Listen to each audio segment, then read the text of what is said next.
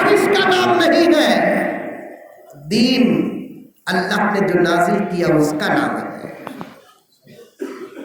یہاں تک صفحے اول کے اس وقت حضرات علماء کرام نے یہاں تک کہہ دیا کہ جمعے کے دن بھی کوئی مسلمان دوسرے مسلمان کو جمعہ مبارک نہ کہے، یہ بھی بدعت ہے۔ صحابہ کے دور میں جمعہ آتا تھا، جمعہ کا اہتمام صحابہ جتنا کیے کسی نے نہیں کیا، لیکن کسی صحابی نے جمعے کے دن دوسرے صحابی کو جمعہ مبارک نہیں کہا، کسی صحابی نے نبی کو جمعہ مبارک نہیں کہا، کہ بھی نبی نے صحابی کو جمعہ مبارک نہیں کہا۔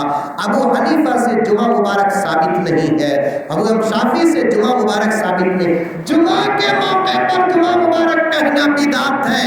محرم ہمارے حساب سے سال کا پہلا مہینہ اور پہلی تاریخ کو نیا سال مبارک کہنا بدعت میں داخل ہے۔ جب جن چیزوں کا تعلق ہمارے ساتھ ہے ان چیزوں کی مبارکباد اگر شریعت میں نہیں ہے وہ کہنے کی اجازت نہیں ہے۔ بے غیرت نوجوانوں، بے شرم نوجوانوں، عیسائیوں کا تھوک چاٹنے والے نوجوانوں، میں پوچھنا چاہتا ہوں کل قیامت میں کیا امریکہ تمہاری سفارش کرے گا کہ محمد رسول اللہ تمہاری سفارش کرے گا؟ فرسٹ جنوری کا ہمارے سے کیا تعلق؟ جنوری سے ہمارا تعلق نہیں، محرم سے ہمارا تعلق ہے، سفر سے ہمارا تعلق ہے۔ باطل کے خداؤں کی عبادت نہیں کرتے، فرمان محمد سے بغاوت نہیں کرتے۔ بولو بے شک بولو۔ باطل کی خداؤں کی عبادت نہیں کرتے، فرمان محمد سے بغاوت نہیں کرتے، کرتے ہیں محرم سے نئے سال کا آغاز، کرتے ہیں محرم سے نئے سال کا آغاز، عیسائی کی ہم لوگ اطاعت نہیں کرتے۔ بعض لوگوں کو متقی ہفتے سے معلوم کیا ہے، خالی گھر کے اندر نئے کپڑے پہننے کو، بریانی پکا کو، کہاں بھی باہر جاتے نہیں ہیں، گھر کے اندر ہی کر لیتے سب۔ اس دن کے اندر نئے کپڑے پہننا سکتا ہے، یہ تمہاری اماں پیدا ہوئی، نہیں بابا کا جنم دن۔ وہ کام نہ کرو جو کام میرے نبی کے دشمن کرتے ہیں، وہ کام نہ کرو جو میرے نبی کے دشمن کرتے ہیں۔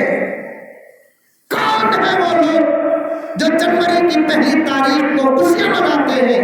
وہ خوشیاں ان کو مبارک ہیں، وہ کون ہے معلوم؟ ان جملوں کو سننے کے بعد اگر پہلی تاریخ کو نئے کپڑے کوئی پہنتا ہے میں سمجھوں گا کہ اسے نبی سے محبت ہے۔ اب جو جملے کہنے والا ہوں نا 10-15 منٹ میں میرا ادھورا عنوان چھوڑ دیتا ہوں۔ مجھے سفر کرنا ہے، کل بھی میرا سفر ہے، پرسوں بھی میرا مسلسل سفر ہے، لیکن آپ کو کچھ دینے کے لیے آیا ان بزرگوں سے لے کر۔ اگر آنے والے جملوں کو سن کر پہلی جنوری کو واٹس ایپ میں ہیپی نیو ایئر، یہ تو ٹرمپ کا پوترا نہیں ہے،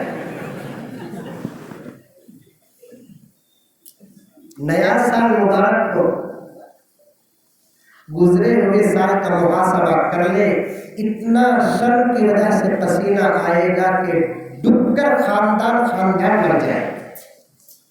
ایک سال کیسے گزرا محاسبہ کرو، ایک سال کی کتنی نمازیں پڑھے محاسبہ کرو، ایک سال میں کتنے قرآن پڑھے محاسبہ کرو، ایک سال میں اس نبی پر کتنے درود پڑھے، وہ اگر نہ ہوتا تو ہمارے بخشش کا سہارا نہ ہوتا۔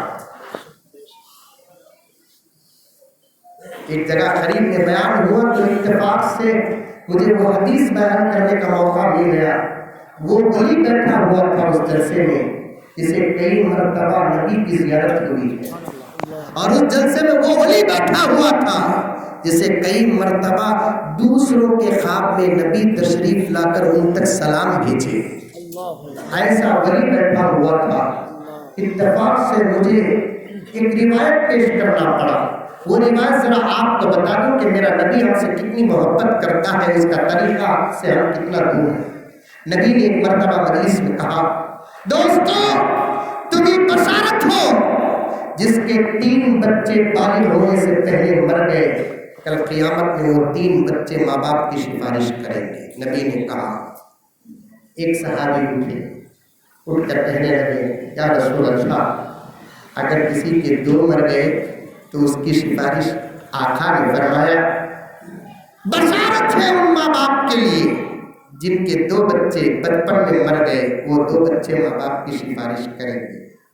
اور ایک صحابی اٹھ کر کہنے لگے، یا رسول اللہ، اگر کسی کا 1 بچہ، آقا نے فرمایا اسے بھی بشارت ہے جس کا 1 بچہ بالغ ہونے سے پہلے مر گیا، وہ بچہ ماں باپ کی سفارش کرے گا.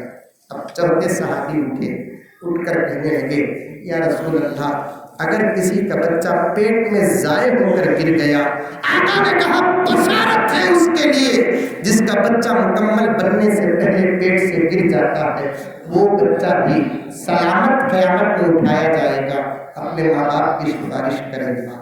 5ویں صحابی اٹھ کر کھڑے ہو گئے، روتے رہے. حضور نے پوچھا، تو کیوں کھڑا ہے پیارے؟ اس صحابی نے کہا، یا رسول اللہ، اگر کسی کا کوئی بچہ نہ مرا ہو بالغ ہونے سے پہلے، اس کی سفارش کون کرے گا؟ آقا نے فرمایا، اس کی سفارش میں کروں گا. اس کی سفارش میں کروں گا.